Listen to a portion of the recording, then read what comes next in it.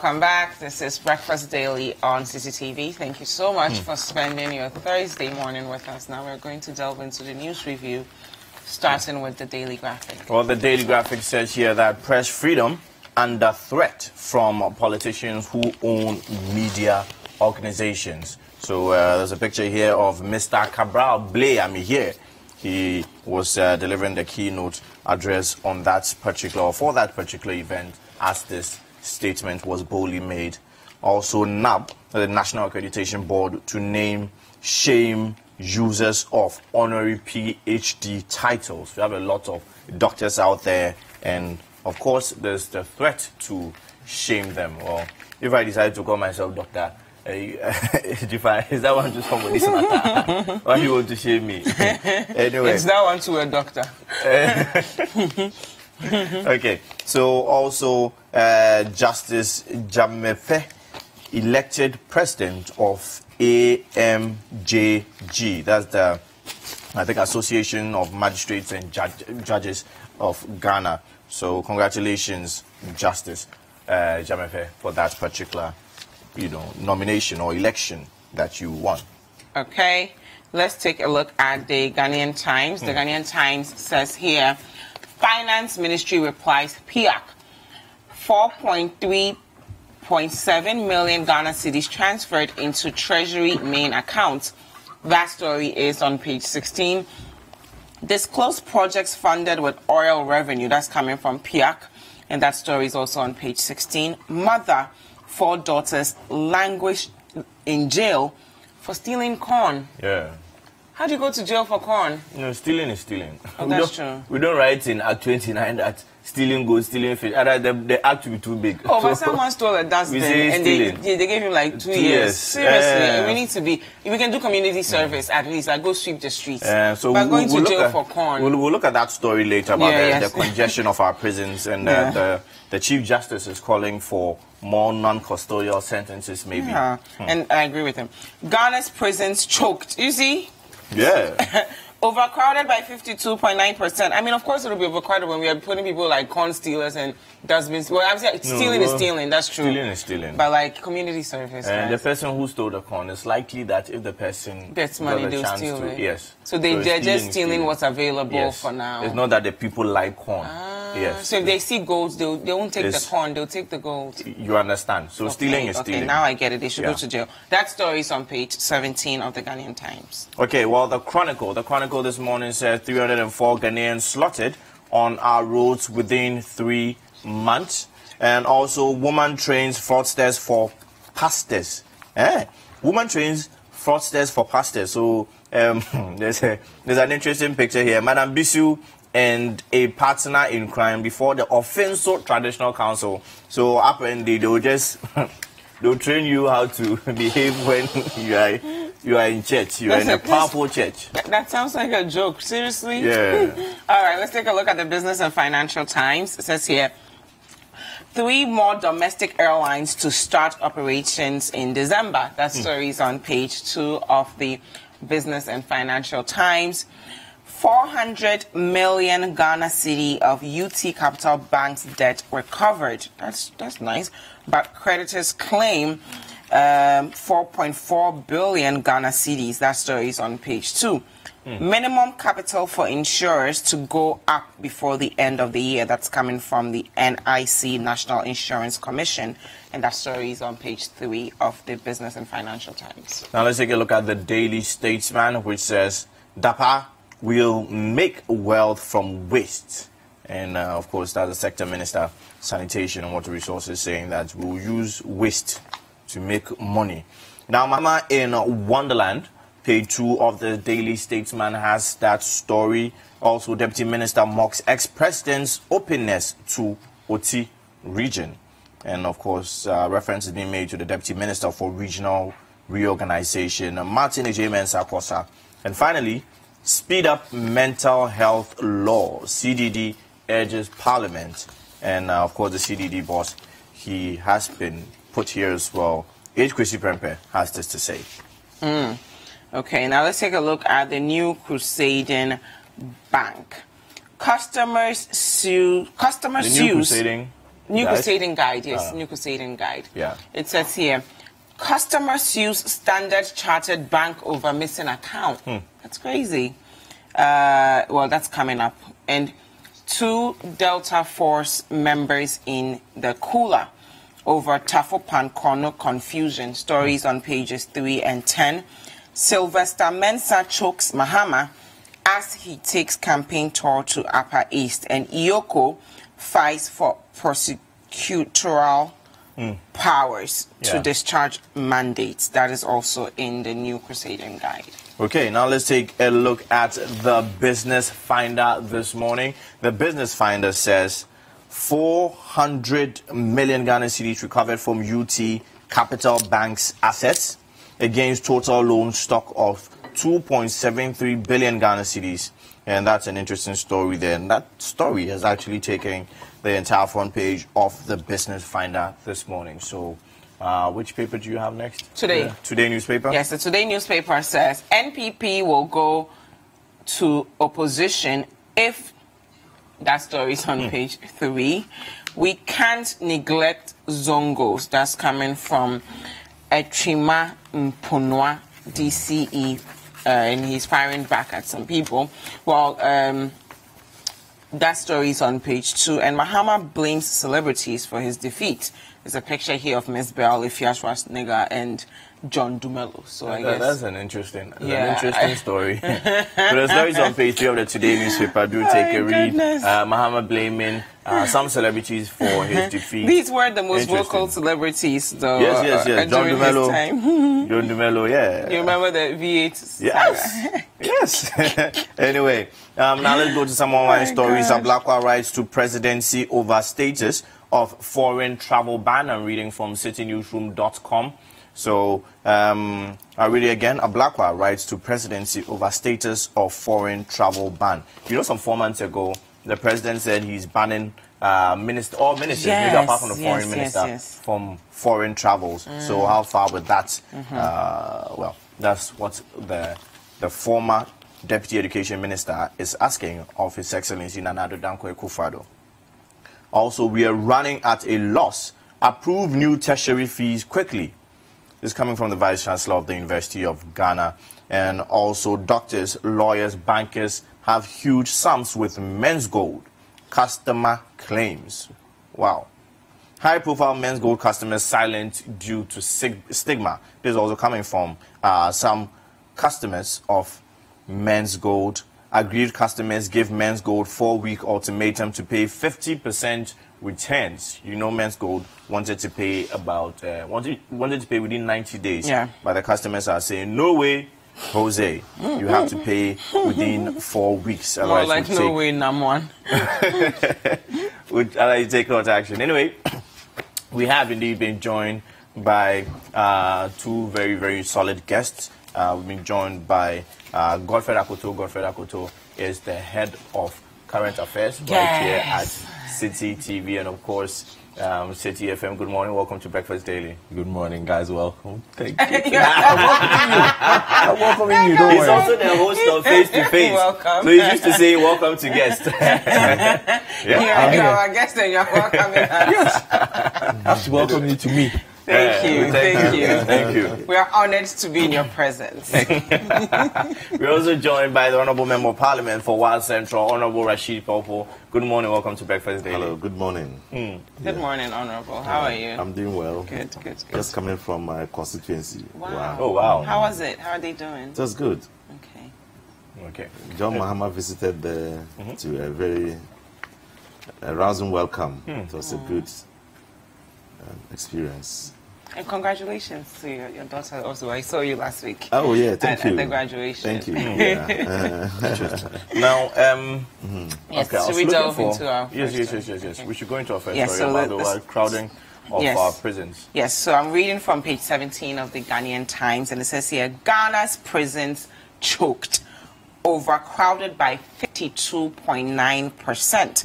As of yesterday, there were a total of 15,094 prisoners held in custody across the country's prison, in excess of the authorized capacity of just 9,875. The directors of prisons at the Ghana Prison Service, DOP Sylvester K.B. Rabbles, has revealed. This means that the prisons are overcrowded by 5,219, representing 52.9%.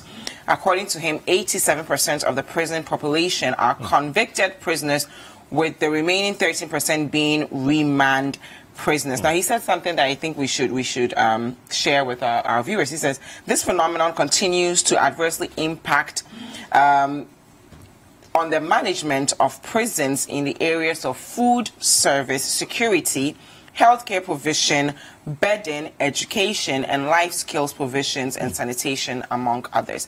Now, we all know that prison, you go to prison as a way of, it's supposed to be a correction facility. It's not supposed to be a place where you are doomed for life. But if you don't have these basic services granted to you, what really is your quality of life there? And when you get out, you know, what are the chances that you'll be better off than when you went in? And he's saying that by minimizing the large inflow of convicts charged with misdemeanor or petty crimes into prisons, we can also reduce the chance of recidivism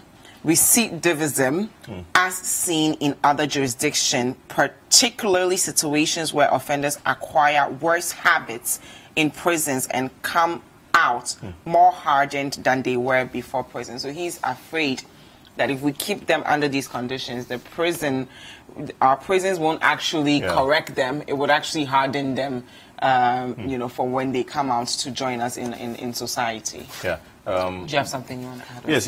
The fact that, you know, there's also been calls for the removal of the death penalty. I think Amnesty International yesterday also spoke on saying that they want the death penalty removed from our laws in Ghana. I think the last time someone got sentenced to death, or many people are sentenced to death day in, day out in Ghana. But the last time such a thing was carried out was in '93. Wow. And if you go to our condemned cells, even if you go to Insaum, the condemned cells are almost full, full, because we have, and they are not allowed to step outside the cell.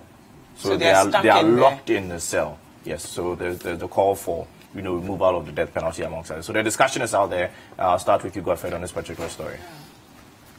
Well, it's something we dealt with last week on the CBS. When the story you spoke about came, the dustbin took a dustbin and was jailed for 2 years. I think there's been conversations. I think JSC Doche has written extensively on the need to revisit Act 29. Act 30. 29 and 30, as he spoke about, and the fact that since we co-opted our laws from the British system, they've reformed theirs several times to categorize certain levels of offences. We do not seem to have done so, especially the one that you categorize as misdemeanor. We have two lawyers here, so they can perhaps... He's a chief poet. Okay. At least we have one here who can help us. So breaking down what a misdemeanor is and how the law looks at it perhaps could help. And it was interesting to hear Justice Sofa Akufu as well talk about this yesterday. And I think sadly it's also become a matter of the social status of the person. A lot of the people who are affected by this are poor people. And the maize seller, for instance, once she narrated her story, the first thing that Justice Akufu said was, if she had better legal representation, she should not have received the sentence she received, along with her 3 children. Because if she had proper legal representation, the lawyer would have simply moved the case up to a higher court and asked for the sentence to be reviewed, and it would have been dealt with. But you see, a lot of the people who get these kinds of sentences are people who are really poor. So they've stolen maize, they've stolen a goat, they've stolen a chicken or something. And like you said, theft is theft. But perhaps you also need to consider circumstances. Because the woman narrated why she took the maize that she took to feed her kids. And it was on somebody's farm, and it was even post-harvest. Okay. But there are those who are also genuinely bad. But I think it's a conversation we need to have. Because we are not going to build more jails. We don't need to build more jails. What we need to do is to find creative ways of reforming people. And why do you feel we don't need more jails? Even the Chief Justice said we don't need more jails. She says it's a waste of national resources. We need to find, because if you look at our statistics, we are not a country that has a high level of violent crime. Yeah. Other parts of the world, if you've lived in certain places, in South Africa, yeah, you can't move out after 7 p.m. In certain places. We walk around here. We don't have that level of violent crime to have the kind of penal system that we operate at the moment. And that is why the conversation has stepped up, that we need to revisit Act 30 and see what can be done about it. But that would then be inherently softening our law, so making, you know, things more, because apart from the correctional reasons why a person is put in jail, it also serves two other purposes. Punishment and also a deterrent to others. Yeah. So, for instance, if a person commits a crime and then we decide that because of the reasons you're given, we should reduce such sentences for that particular offense, would it not rather embolden other people to do same? I doubt it would embolden other people. The thing is this. Look, laws are made to be refined. And this particular law, as it stands, has been refined in a lot of places.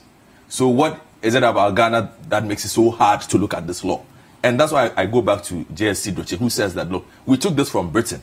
In the period that we took this from Britain, they've looked at this law 4 times. We've not looked at it once. So if the people we took the law from have reformed theirs, why is it so hard for us to look at ours? We get the punishment bit, but we also need to understand that times have changed for people. And let's go with the flow. We don't need to be stuck in the past. Yes, we'll punish people.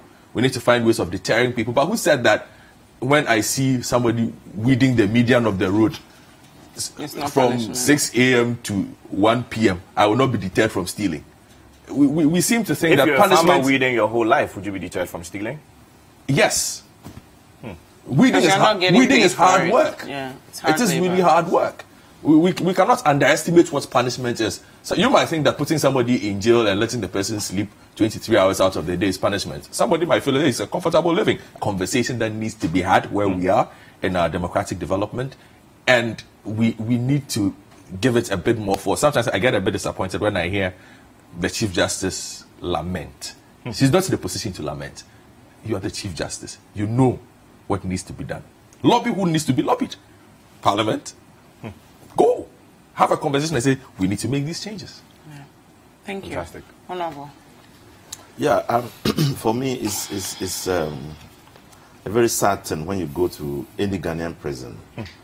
You know, the number of young people you see crammed together in some small rooms, the pain they go through, sometimes beyond the measure they are supposed to go through, and compare it to other prisons where people are respected, the humanity is respected, they're taken care of.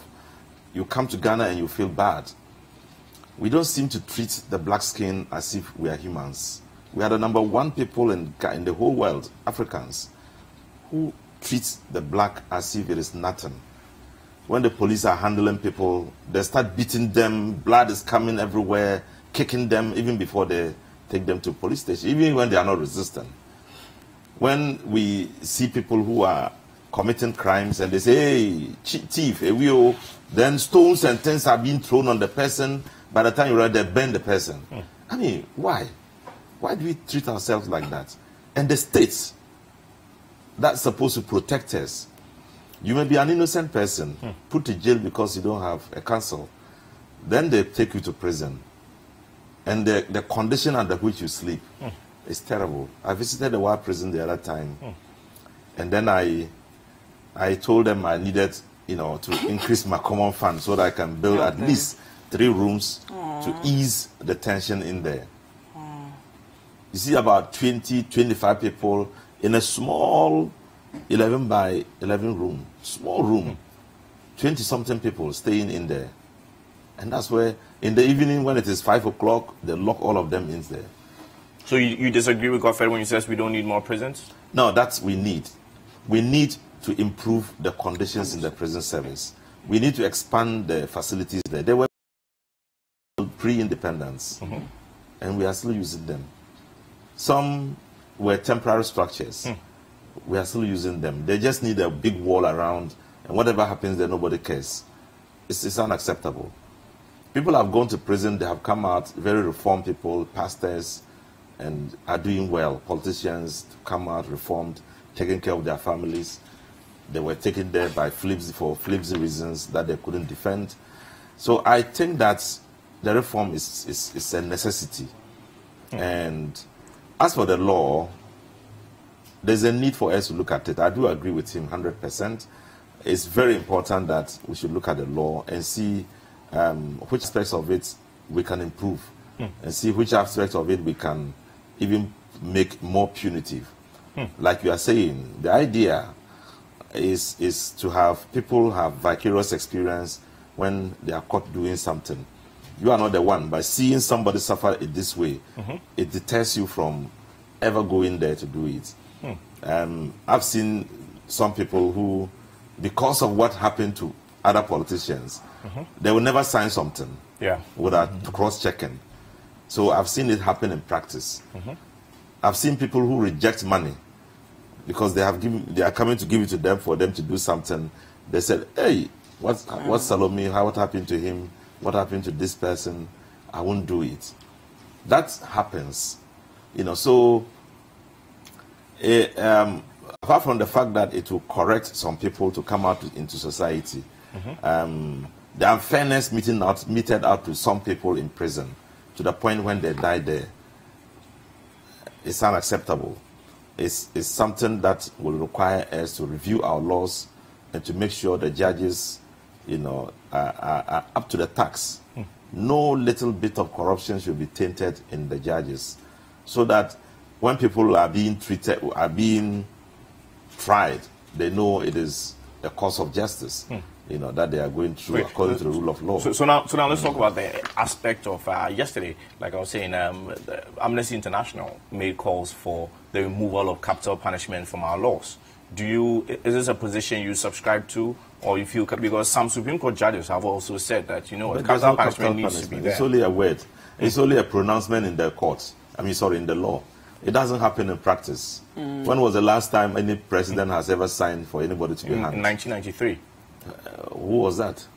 Who was killed? Killed, you mean? No, in 93, that was the last time Ghana actually undertook or actually went ahead with the capital punishment. What I'm saying is that nobody has, even though the pronouncement, sometimes they will even pronounce it in court, you will not see anybody signing for the death sentence of another person. No president has done that. I'm saying that it is because this thing is in the law, but we don't practice it. So it's better, I do agree with them, we better remove it if we don't practice it, because we don't want to do it.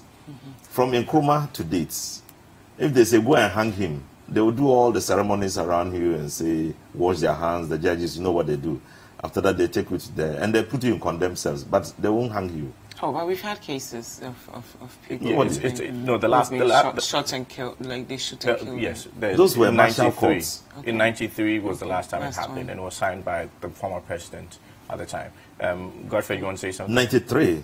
Yes. Who was killed or who signed it? I'm not getting it. Who was killed? Well, since 93. And the fellow was hung up. Former President Rawlings was the president at the time. Who?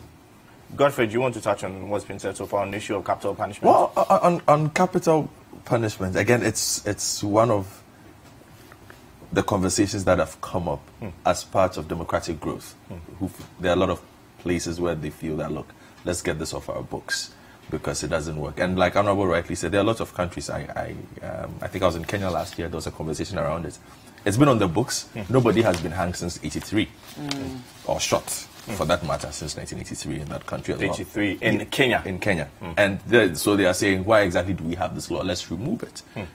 Even though last year somebody was sentenced to death, but as to whether to be carried out, I think currently we have over 100 people or so in the condemned cells, or who have been sentenced to death but are still there. But the effect of not having this particular provision in our laws is that, and also I'm adding that to your call for we don't need more prisons, is that over the next 20 years or so, we would have the condemned cells overflowing. Yeah. Yes.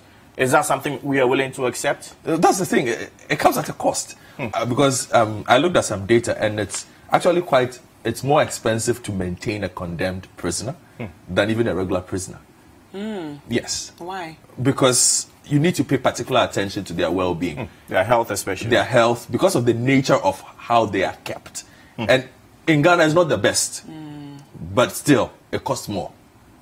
Okay, and you just weigh some of these situations and, decide what is best for you as a country. It's a moral conundrum that we have. But then again, it's a conversation that we need to have with regards to the state of our legal system, because the mental strain on somebody who is waiting to die, it can happen at any time. You can be there for 20, 30 years, and then one day you wake up and they tell you the president has decided to sign. You're always thinking about these things, okay? And it's mental torture on a person. There is nothing more painful than or weightier than thinking that I'm going to die tomorrow. It's tomorrow my last day. It's tomorrow my last day.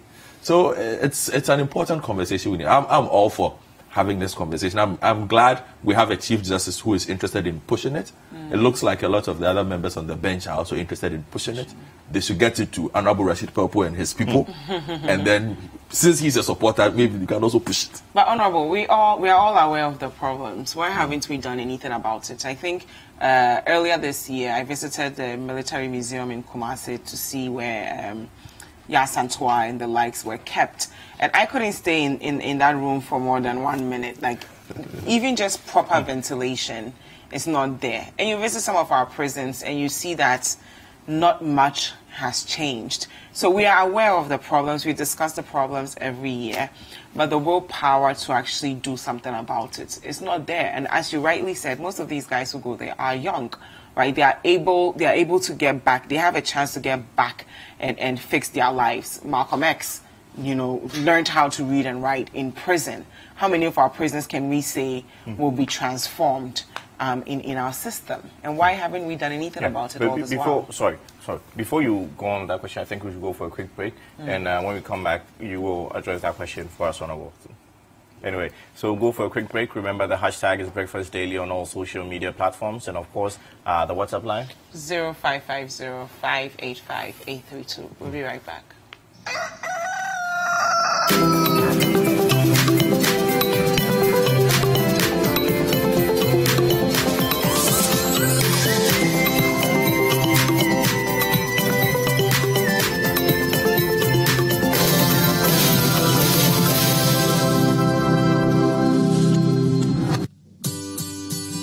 City TV is live. City TV is a free-to-air digital channel. On a digital TV, please press menu on your remote control and run a new search on your TV.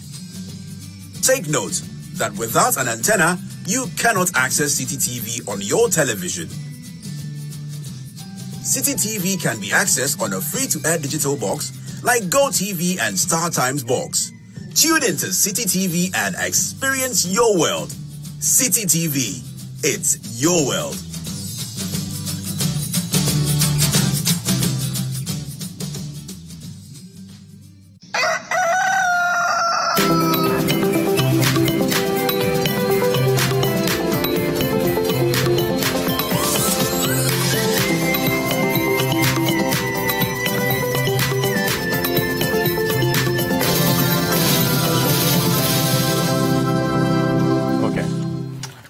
To Breakfast Daily. Remember, the hashtag is still Breakfast Daily on all social media platforms with the WhatsApp line. Yeah. So before the break, we were discussing the state of our prisons. We are aware of these issues. Why haven't we found a solution all this while? I think that is a lack of political will. People have gone to see the conditions. They come out, some crying, law students. You have been there yourself. Congratulations to you. It sounds as if I've been in prison myself. You have gone to see as part of your practical. Yes. You know, we are there in some prisons. I read my law in first degree. I didn't take it to go and take a. My boyfriend was describing as a lawyer. Yeah, you went to see what happened, but at the end of it, the same people become the lawmakers. They become the policy drafters and implementers, and yet nothing happens. It's a lack of the will to do it. I think that we should have a very conscious citizens who should be questioning it, who should be asking these questions. Why are you not doing this?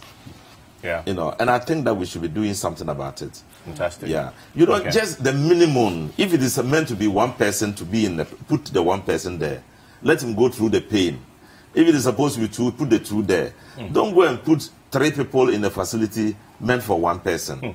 It doesn't tell a good story about what the society is. So I think in a nutshell, what maybe my take on this is that the laws governing the punishment, amongst others, the Act 30, the Criminal Procedure and Other Offences Act, it was made in 1960, and it did not contemplate this level of hardship that presidents will have to go. In 1960, the place was far decongested as compared to right now. So it's about time, like Godfrey said, rightly so, that we should look at the laws and look at the situation that we have in Ghana right now to prescribe appropriate punishment. Now, our next story.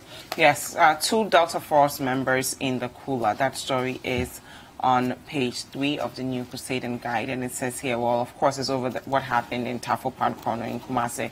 The 2 Delta Force members who were arrested in connection with the disturbances at the Tafo Corner constituency have been remanded by a Kumasi Circuit Court to reappear on October 24th, 2018.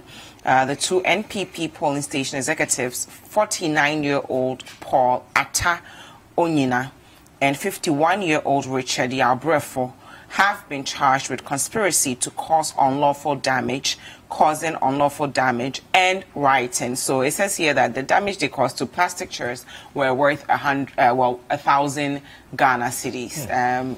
Godfred. The issue of the Delta Force just won't go away, and I'm hoping that these are the ones who need the proper punishment. These ones. These 2 people. These ones, yeah. But do you think it was just caused by 2 people? No, I'm talking about just the 2. Just the Delta Force, they are the ones. The elements within it. They are the ones who need the kind of punishment we are talking about. You see, it's unfortunate we've allowed political vigilantes to become a part of our political, space. Becoming a norm. Yeah, it's a norm. Every party needs an army. Yeah, as at the last election, we had 16 of vigilante groups known, affiliated to the various political parties in the country. And it's unfortunate that we allow it, because if you look at history and literature and what it is, there is nowhere in the world where a political vigilante group has morphed into a force of societal good. Nowhere. There isn't one example. Jamaica, they turned into gangs, tormented Kingston through the 70s. Papua New Guinea, it's a running problem at the moment as we speak. Roberts Gay tried it in Cote d'Ivoire. They carried ballot boxes and ran away. It became a problem. Sierra Leone, they couldn't contain it. Problem. In Kenya, they call themselves the Nairobi Business Community. Back then, they called themselves the Kimbinchi. Feared beyond measure. Even the police don't go near where these people are. So, several examples across the world where these groups have been allowed to exist, and none of them show that, look, they ended up doing well. But Godfred, when you think of these groups, you're thinking of teenagers. No. When I hear of groups like these, I'm thinking young thugs. No. 49 and 51, really? No, you see, because at that age, you're causing mayhem because you're unemployed? Yes, because you see, that's the thing. People, political parties and political groupings tend to prey on the disadvantaged. They don't come and find Spiky. They don't come and find me. They don't find you. They don't find Honorable. No. You will prey on the disadvantaged because they are the ones who have something to gain from these things. They'll get a little bit of money. You promise them a bit of security. You promise them significance. Being part of Delta Force gives you significance. So at 49 and 51, you are causing mayhem because you can't get a job? No, because significance matters. Let's not downplay how being relevant. Look, if the president were coming here today, the kind of space or prominence a Delta Force member would get is not the kind of prominence you would get, even in meeting the president. You might work here. The security will push you aside. They might see the Delta Force and the shirt and say, oh yeah, go. That is what it is.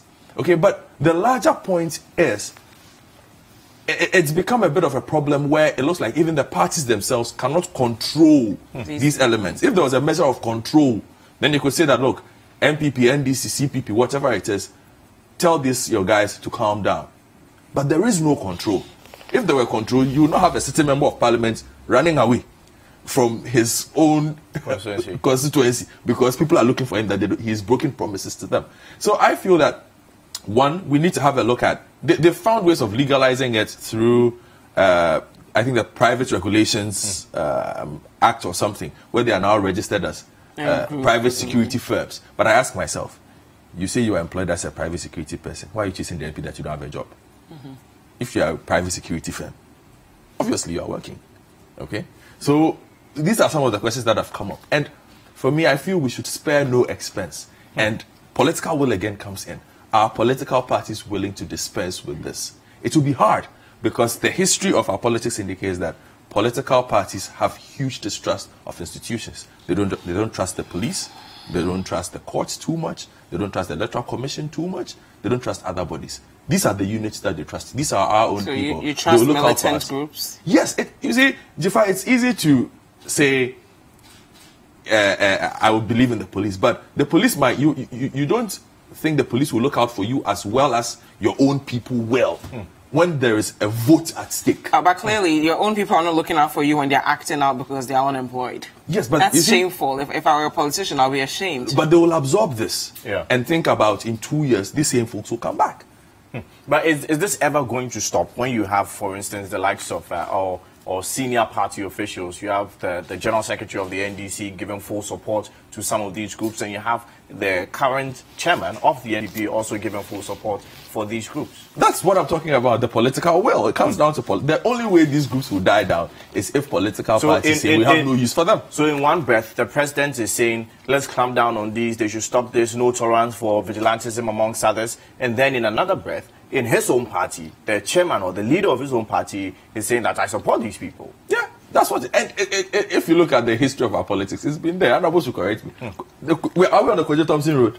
Do you know who he is? Back in the day, he was leading Macho Men to carry ballot boxes in the 60s during Nkrumah's time. That is the nature of our politics. Okay, that's what I'm saying.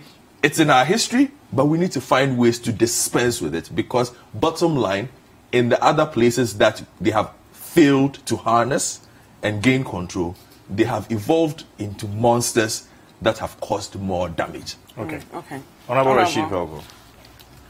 Yeah, I think that's globally, holistically, we all condemn the action of vigilante groups. They are illegal. They trample on the law. They embarrass people. They destroy property. They are a thorn in the flesh of our democracy. We need to make sure we don't keep it. It doesn't become a permanent part of our democratic experiments. It's unacceptable. But you see, the challenge we have now is the uncertainty, like the trust he's talking about. The institutions that should dispense justice, if we cannot trust them. Why don't we trust them? There is a feeling that sometimes justice is not fairly dispensed. That Electoral Commission or our electoral system is not what we want it to be. So you need to, and I can tell you, the NDC in the last election had no vigilante groups. Oh no.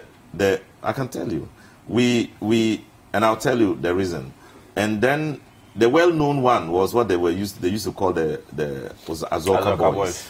That had been dismantled. Even to bring people together again was a problem.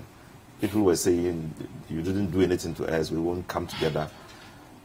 And that was contesting elections. And you have people on motorbikes, 30 young people on motorbikes visiting polling station to polling station. And then your people are calling you, can't you bring some people here? We are being disturbed here. Bring people here. And you are helpless. You don't know what to do. You run there yourself, then you see the faces of the people you are facing, and then you keep quiet. Oh, but you're a boxer. You know, the young guys, you can't face them, my brother. You know, and I don't want to be a boxer when I'm a politician. Yeah. And so we had problems. When at the last, there was one last place in my constituency before the results could be declared either way. It was very close. And then the people kept calling me. They are disturbingness. Wow. They say we shouldn't put on the lights. They should allow the counting to go on without lights. I said, how can that happen? Yeah. Then I sent some light there, some solar lamps there, so they can say, no. It wasn't part of the program. Wow. They should let it happen. Meanwhile, there were no black-shirted NDC people there to protect me or to support my cause. I mean, that tells you. So at the end of it, I said that, look, why didn't we also have such a thing? But after experiencing what we are seeing now, I just hope that the two parties can sit together and say, let's not do it. Okay. Let's not keep young men doing what they are doing. But you can also use them and just say, we've changed our minds, right? Yeah, you can use them and make promises to them and decide not to fulfill the promise. You will tell us, look, I'll build a factory for you. One district, I'll build another factory for you. Every district, I'll build a factory there. Every village, I'll put up a dam there. Every constituency will get 1 million. Every constituency, I'll give you $1 million. This is a general promise by everybody in society. If you fail, it's everybody, the matter for everybody in society. But if you call 100 young men, train them, arm them, and tell them, protect me. When I finish, I'll employ you, and you don't employ them, it is more difficult to control than the whole of Ghana descending on you. You can even find some lie and tell. You will still have your party people defending you. But you can't tell those young men lies and expect them to keep quiet. Interesting. And that's why aren't we building, like, nurturing animals we can't control? it is true. We are nurturing some kind of Frankenstein monster, a Frankenstein monster, which you can't control anymore. How can an MP be running away by people who are supposed to be protecting him? He escaped into his car and then they sped off because he couldn't stand the tension, the anger, the fact that they wanted his blood. So then you disagree with General Mosquito for his, His support for Hawks, these for Hawks instance. and all the NDC militant groups or vigilante groups. Yeah, when you disband yours and your fellows don't disband, and then you are going into another election, and then now if they are employed, why should they be preferred to another Ghanaian? So you believe the best What kind of way is for both discrimination is parties that? to sit at the table, for there to be a mutual disbandment of all these Yes, groups? if we agree to sit at a table, let's mutually disband them. Or else there should not be any reason why somebody from WA, who is not a vigilante group, who is not a Delta Force or the funny names they have for them. I think Hawk is pretty The fun. Hawk and the Burger Bulldogs. the Bulldogs. Yesterday we heard of water crocodiles. You cannot have these people. There's a particular they have a lot of them are in the police service now. Yeah. They have put them in police And national security. And they're supposed to be protecting us, the general Yes, you public. see, Yeah. and it's a very important point Honorable has just raised, the onward recruitment of these elements into the state-sponsored Why? security services, because they have a certain lack of general discipline. Yes. When it comes to it, they are not in there because they wanted to. They've been brought in there to serve a certain function, and it has led to a certain level of lack of quality in the police service. in the police and the national security setup. It's very sometimes you look at the way they operate and it reflects. You can see the lack of professionalism, the lack of training in what they do, because it will come out. But the national security, what usually happens is that they are given a 4-year contract. So at the end of the 4 years, if your party is not in power anymore, Then you go. then yes, you have to return the guns and the likes that you were given. But why can't we invest more money and time into getting our police service right so that both political parties can trust them? Right, that's the core of this issue, is that we don't trust our security services. you So we see- need a private, Again, it goes Group. way back. It's the nature of the politics. We've merged certain institutions with our police force.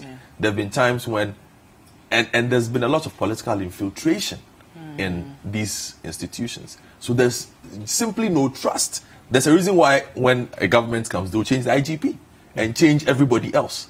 So why are we paying these people? Because this is no different from civil servants and people bringing their own private people. If we don't find any use for them, then what's the need? Because right now, I'm assuming if NDC were to be in power, there's no need for them to have their groups because you're in power. So at least, you're assuming No, that... see, the thing is this. you need them because the political process is constantly ongoing. For instance, when the NPP held their national delegates conference, national delegates conference, the police were there. And these guys were but also there. You were there. Yeah, you saw them there. They provided security. So it's not just a matter and they are very big. They are not. They don't look 49 and 51. No. They don't look like they are old at all. They train hard. No, anyway. if you see them, in operation, you'll be afraid. Are you speaking of experience? Oh, I'm speaking of experience. You go to Kumasi, and then you see big muscle guys. You know, I was driving through during the heat of the elections, and then there was, I think there was a problem somewhere, and you see these guys coming to bang at your car and warning you that they are going to take power. Because they saw posters on my car, you know, at the time. You know, so you look at them and you wonder, what do we want this country to look like? Yeah. When you copy democracy, everything you say, oh, if it were in America, it was. It's because they do the right things. Yeah. Don't go and do the ones that the Sudanese would do with Al-Shabaab, and you know they will turn difficult and killing people, or the ones that are in Liberia, what do you call it, Sierra Leone and the rest. No, you want to copy best practice. Yeah. Don't go and keep young men. Let them go to school. I'll tell you a story. I was in Kwanzaa for the by-elections. At the time, there was the Azoka boys. They came all the way.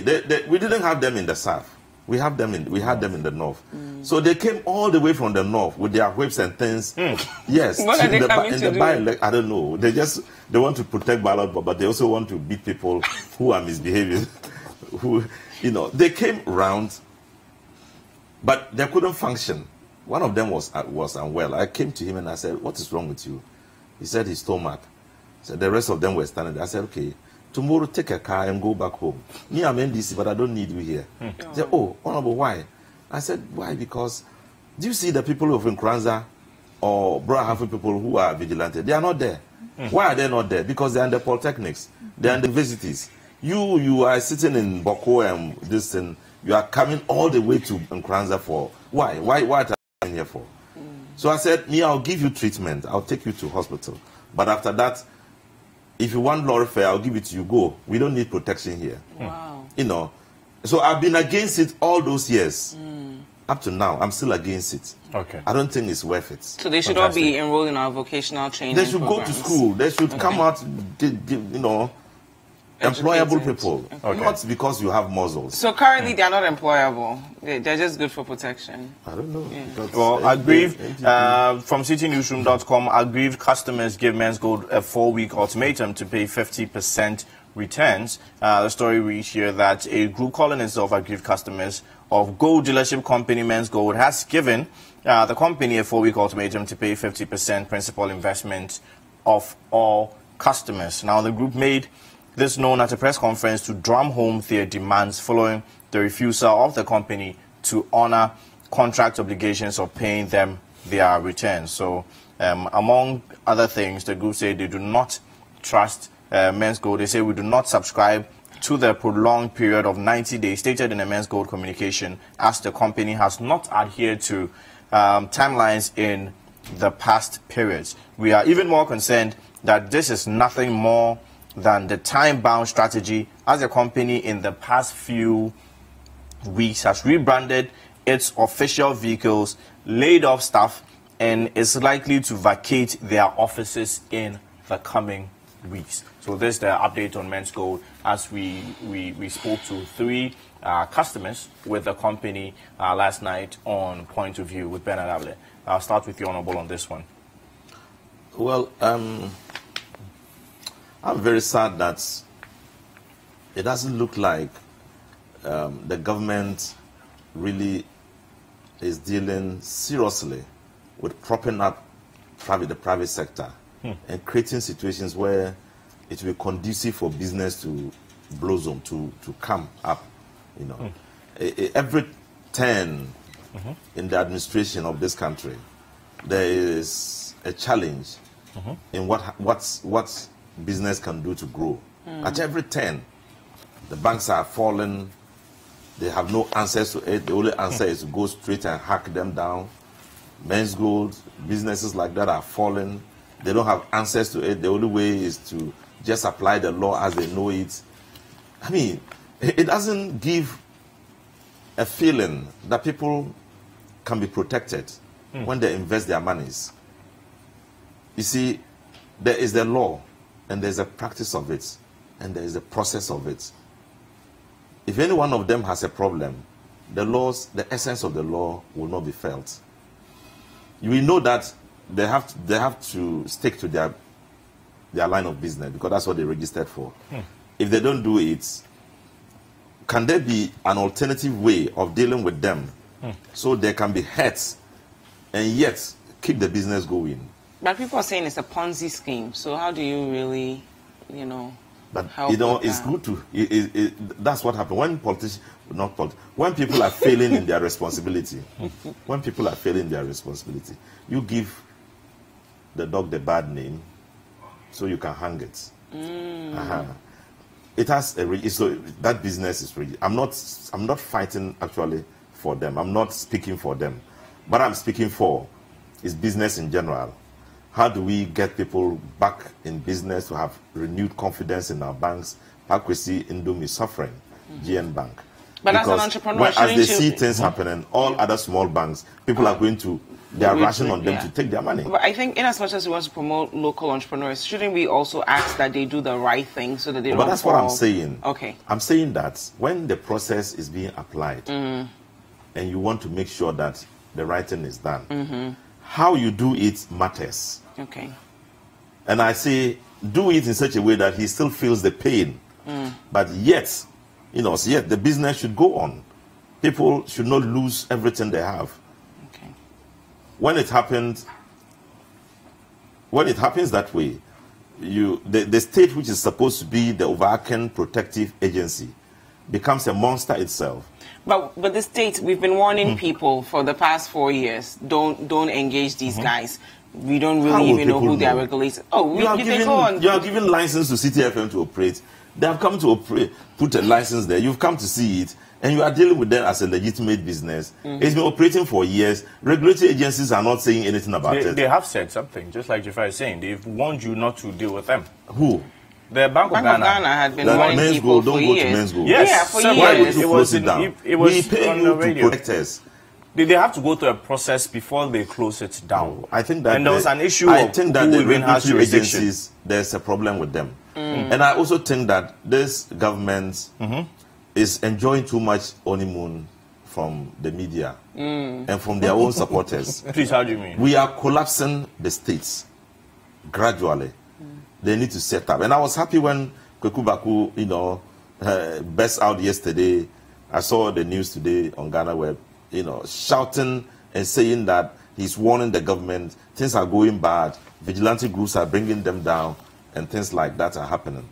Everybody, in every aspect of, and that's what I'm saying, I'm happy. Some of the journalists are beginning to get their voices. This guy doing the wrong thing. If you're doing the wrong thing, let's say you're taking money from him, I'm warning you that I may not be able to, you're giving him your money. I may not be able to close him down right now, but don't keep giving him your money because I can't protect you. You can't really fault me because as a depositor, you should be able to do the right thing. This thing that has happened and it is being heard, they know the channel. They know the channel to do it. Put notices up. Talk to people. Make it constant. Because it was previously Men's Bank with a K. Then they changed it to Men's Bank with a C. Then they went to what else? Men's Gold. Eventually. But you see, so many things around this particular business. It's unacceptable. One key thing, Godfred, is the fact that one of the customers mentioned that, SEC, if you have closed them down, what about our funds? SEC should freeze the funds of Men's Gold to protect our monies. So the silence of SEC is a problem. And SEC are indeed have such a mandate because if you look at Section 2 of the Securities Industries Act, Act 929, Section 2 says the object of the Commission is to regulate and promote the growth and development of an efficient, fair, and transparent securities market in which investors are protected. Investors and the integrity of the market are protected. So their core object itself, they don't seem to have done it. They just shut down Men's Gold, more or less. They suspended the operations, and they've left the investors off that particular industry. So SEC, if you have assumed jurisdiction, then you should be able to protect the investors. That's your core mandate. No, I think jurisdiction is being contested in court, isn't it? Yes. Yes. But So- they have assumed it at the moment. SEC has assumed it at the moment because it's by their authority that the operations of Men's Gold has been suspended. Certain aspects of it. Yes. Okay. I feel there's been significant institutional failure on this. I will get to the human aspect, but let me start with institutions. I think that... Briefly. Yes, very briefly. SEC, BOG did its homework on Men's Gold really quickly. They did 3 mystery shoppings to figure out exactly what the setup was about. Yeah. Once they figured it out, they said, hey, this is wrong. At that point, they should have gone to court. Because that is where the jurisdictional dance started. And that's when the Men's Gold with the Men's Bank with the C and the K and the Men's Gold came. Because each one of those changes was to jump a legal hurdle. And so once that legal dance started, Bank of Ghana at that point should have gone to court to say that let's halt operations then. Investors would have been saved very, very early. Yeah. They should Why have gone didn't to they court do that? immediately. I don't know. SEC also came in after Bank of Ghana had done theirs. Bank of Ghana kept on issuing those warnings and they didn't stop. Let's be clear on that. Factually, for 4 years now or so, they've been warning Ghanaians, don't go and put your money there. Because they felt that there was a problem, but there was a legal hurdle. Why they didn't go to court, I don't know. SEC came in and assumed jurisdiction, as you say. I think they should also have gone to court. Not Men's Gold. Men's Gold are the ones who went to court. SEC should have gone to court. SEC has the power to suspend your operations. Yes. It is after your operations have been suspended, then you, the company, the entity, you go to court to challenge the suspension. Yes, but at the start of it, Men's Gold even challenged the powers of the SEC. Yeah, and on Bank this. of Ghana as well. They had even moved on from Bank of Ghana at that point. I feel that we should have seen some physicality from the SECs to protect from the SEC to protect the investors. Now to the investors, the warnings had come. Yesterday we heard them. Some of them simply said, look, once the building was there and they had been told that the returns were always coming in, they were not going to be swayed by whatever legal arguments. They simply felt that, hey, this is good business. And they went in there. Okay, it's unfortunate it has come to this. We hope that nobody loses money. Men's Gold have given certain assurances as to whether they'll be able to live up to them. We don't know. We hope they are able to for the sake of the customers, because some of the figures we are hearing are mind-boggling if it is what it is. So we are... They're saying big people, members of parliament have their money in the That is Thank the you very end of much. our news review. Thank you so much, Godfred, who is our head of current affairs here at City TV and City FM, and of course, Honorable Rashid Palpo. He's the honorable member He of was my parliament favorite for sports West minister. Central. Really? Yes, I think He's my favorite poet. I think he's the best sports minister we've had. Wow. In the past 12 Godfrey, years. thank you. You know, a lot of people If don't another understand. sports minister comes and he says it, I'll report No, to you. No. No, but Tell he us said why. I it think two it's seconds. important. Tell Let us me tell you why. 2 seconds. He didn't like talking a lot. He liked to just do the work. And because he didn't like talking, our sports space is filled with too much noise. You must be on radio to be seen as working or whatnot. But he was actually focused on doing the work. And you could see a lot of significant progress at the developmental level. And we haven't had that since it left. We have a lot of noisemakers. Let me put it that way. They do the work on radio and on TV. Media. Yeah, there's no sports development minister. happening. But Thank he was you. doing the work. Thank you. And And honorable, so I like him. Thank you. that statement is very heavy because he was the head of sports here at City FM as well. So it's coming from a very solid informed place, position. yeah. Anyway, thank you very much for Ghana is proud of joining you. us, Thank you. gentlemen. Tell It's you still all. breakfast daily Your right online here. people to report it. They should report the positive ones too. It's still breakfast daily right here on City TV. Stay tuned. Do not go anywhere. When we come back, read your messages. Oh my God.